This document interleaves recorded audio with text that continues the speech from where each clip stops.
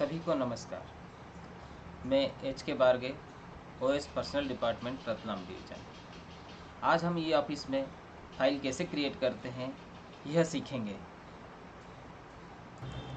हम अपने ब्राउज़र में ई ऑफिस का एड्रेस URL टाइप करेंगे। आप सभी को मालूम है ई ऑफिस का URL क्या है, wr.eoffice.railnet.gov.in।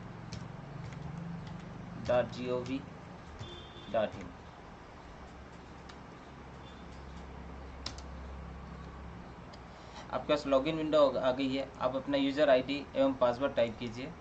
यूज़र आईडी में आपको पता है कि लास्ट का @gov.in नहीं लगाते हैं।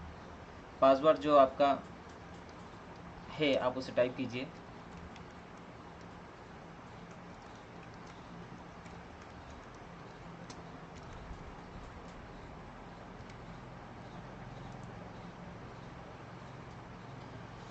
देखिए आपका ई ऑफिस ऑन हो चुका है। इसमें फाइल मैनेजमेंट सिस्टम में क्लिक कीजिए।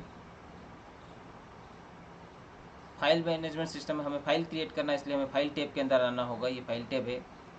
इसमें आप देखेंगे यहाँ पर क्रिएट न्यू टैब है। आप क्रिएट न्यू टैब पे क्लिक कीजिए। ये देखिए आपके पास एक ब्लैंक फाइल फोल्डर आ गया है। अब जिस ऑफिस से आपका मैपिंग किया गया है आपके डिविजनल एडमिन के द्वारा, वह ऑफिस आपको यहाँ दिखेगा। अब देखिए जब हमें कोई नई फाइल खोलना होता है तो हम बाकायदा एक फ़ाइल फोल्डर लाते हैं। उस पर अपने डिपार्टमेंट का नाम, अपने सेक्शन का नाम, फाइल का नंबर, फाइल का विषय आदि चीज़ें लिखते हैं। उसके बाद CP साइड में जो भी लेटर होता है उसे अटैच करते हैं और नोटिंग साइड में उसके बारे में जो भी लिखना हो कि क्या क्या लेटर प्राप्त हुआ है और इसके संबंध में जो भी अप्रूवल हमें ब्रांच ऑफिसर या हमारे अधिकारी से लेना होता है उसे हम नोटिंग साइड में अप्रूवल लेते हैं और अप्रूवल लेने के बाद में उसका लेटर बना के सिग्नेचर करवा के भेज देते हैं। अभी हम पहले स्टेप में फ़ाइल क्रिएट करना सीखेंगे। आपके पास ये फाइल फोल्डर आ गया है। आप अपना वेस्टर्न रेलवे सेलेक्ट कीजिए। फर्स्ट टैब में आपका रेलवे जोन जो है उसका टैब है। नेक्स्ट है आपका डिवीज़न। थर्ड आपका डिपार्टमेंट।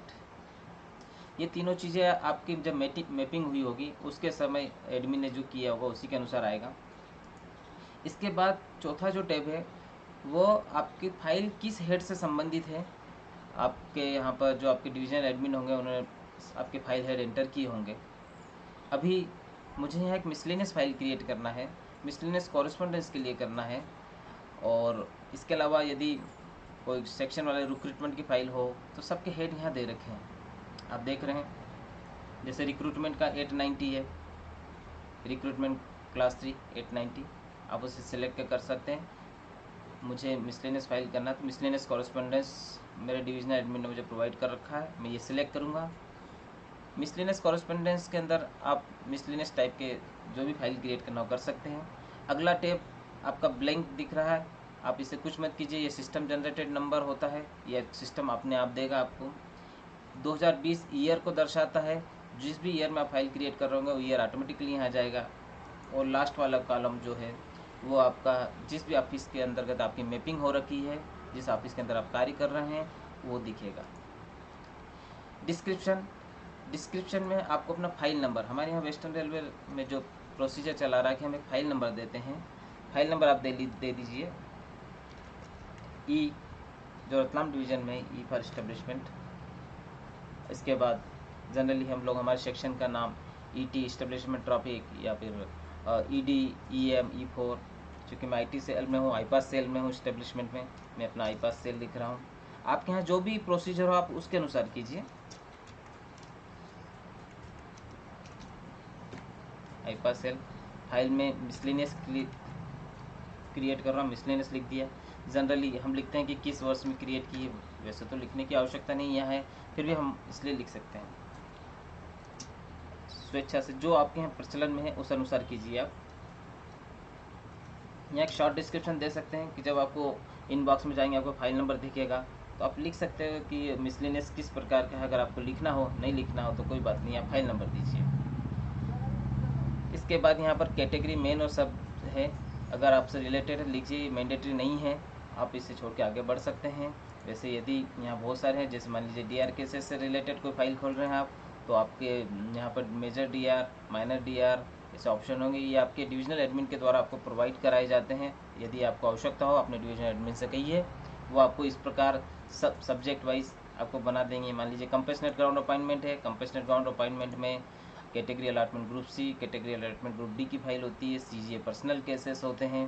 ये है रतलाम डिवीजन ने इस प्रकार से मेन और सब सब्जेक्ट भी डाल रखे हैं। आपको भी आवश्यकता हो तो कर लीजिए, अदरवाइज़ ये मैंडेटरी नहीं है। इसके बाद आप देखेंगे रिमार्क्स है। रिमार्क्स के अंदर आप अपनी फाइल का एक शॉर्ट डिस्क्रिप्शन लिख दीजिए। बाई चांस आपको कभी खोजना हुआ तो उससे आप उसमें से ढूंढने में आपको सुविधा होगी फाइल को। मैं लिख रहा हूँ miscellaneous correspondence file of IPAS cell, ठीक है।